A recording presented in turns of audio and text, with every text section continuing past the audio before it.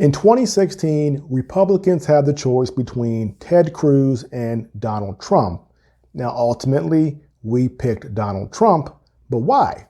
Ted Cruz had all the pedigree. He was the former clerk for a U.S. Supreme Court justice, a sitting United States senator, and a constitutional scholar. Yet, we picked a brash billionaire from New York instead. Why was this? Well, there was something about Ted Cruz that we didn't quite trust.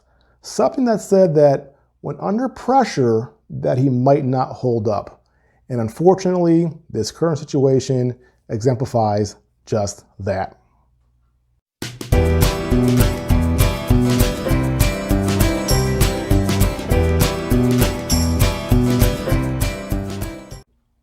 Hey everyone, welcome to The New Populist. I'm Dave Brown. If you are new to this channel, please like and subscribe. Now, before I get started, I first want to say that this is not a huge attack on Ted Cruz. I don't dislike him. I think he serves a purpose on the right, and in the Senate, no problem with the guy. But this is more about how I have a problem with him perhaps running for president again in the future, and why I would not support him. We have seen with Trump in office the amount of pressure you're under as president, especially as an outsider, especially with a mainstream media and establishment that want your head. And I look at Ted Cruz and I go, I don't think he could stand up to that pressure.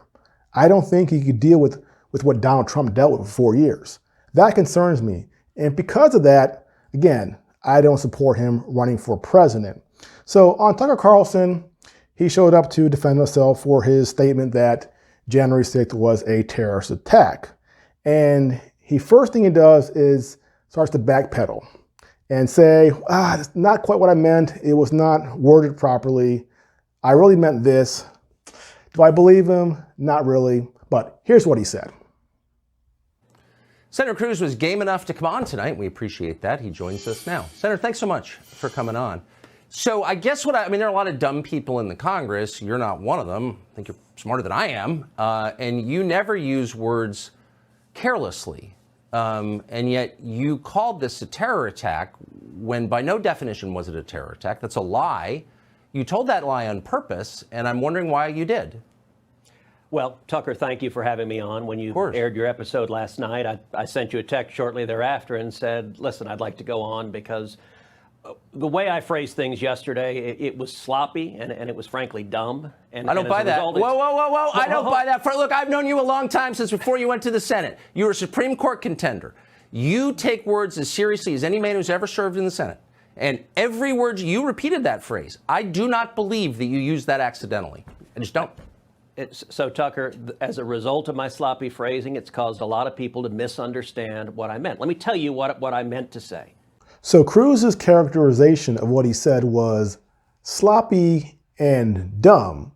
So you would think if that was a sloppy and dumb thing to say, then that must have been the only time he actually said that. The problem is, a few weeks ago on his podcast, he said something very similar. Listen to what he says here.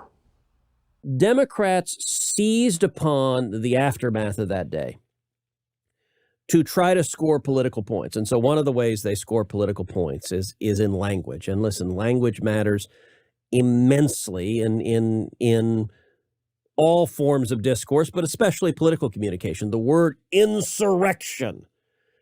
What nonsense. Insurrection. This wasn't an army that like was trying to conquer America. I mean, like, insurrection is, we had an insurrection. It was called the Civil War. 600,000 people died. That was an insurrection. Really bad one. It was a riot. It was, and in fact, I would say it was a terrorist attack. When you have a mob that is attacking police officers, that's a terrorist attack. But we came out of a year in which we had an entire year of terrorist attacks all over the country, in cities all over the country. We had fires, we had stores looted, we had police cars firebombed, we had police officers murdered.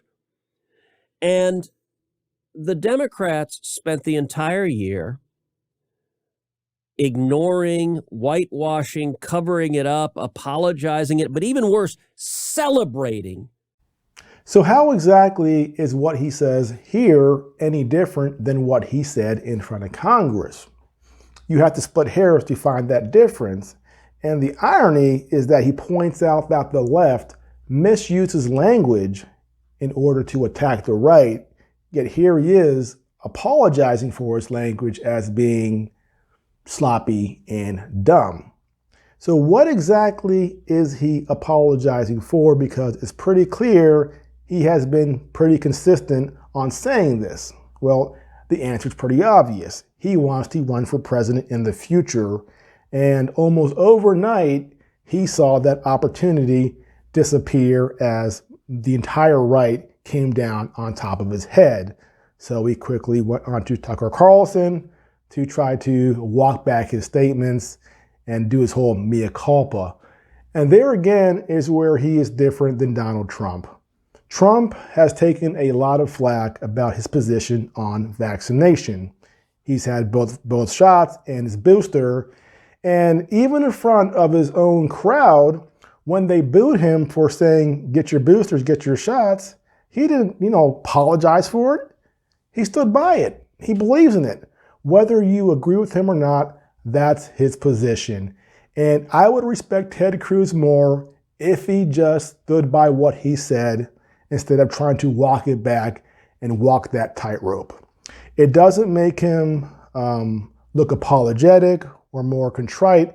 It just makes him look like a politician who understood that he said something that pissed off his base and he needed to clarify it because it might have just killed his presidential aspirations. I have two other issues. One is political and one is ideological. And the political one is this whataboutism. Now, Ted Cruz rightfully points out that Black Lives Matter and Antifa have been violent, they've rioted, set fires, and they've done it for the better part of a year. All of that is true. The problem is, you can say that 1,000 times, but if only one time you say that January 6th is a terrorist attack, that is propaganda gold for the Democrats, the mainstream media, and the left. And as we've seen over the last several days, that's been played everywhere. So our margin for error on the right is very small. And Ted Cruz, as a politician who should also be a pragmatist, for him to give the left, the media, and Democrats this opportunity doesn't make much sense and is not very smart. So even if he were to believe that, to say it really doesn't help us out at all. It just helps out the left. Now, the other part of this is ideological. Now, as much as I don't like Black Lives Matter and Antifa, I'm very careful about calling them terrorists. Now, why is that? Well, I really am cautious about using that label when we're talking about American citizens in the context of politics. Just think about how dangerous it could be if that definition was readily accepted and applied, that they were all terrorists, and the people on January 6th were also terrorists.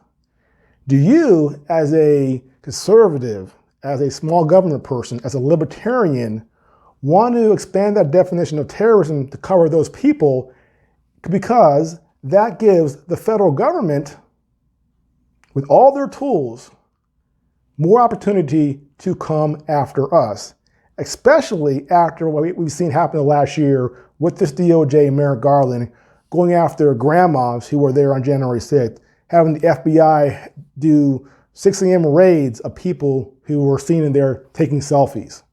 Do you want to give the federal government this much power to go after American citizens for political activities?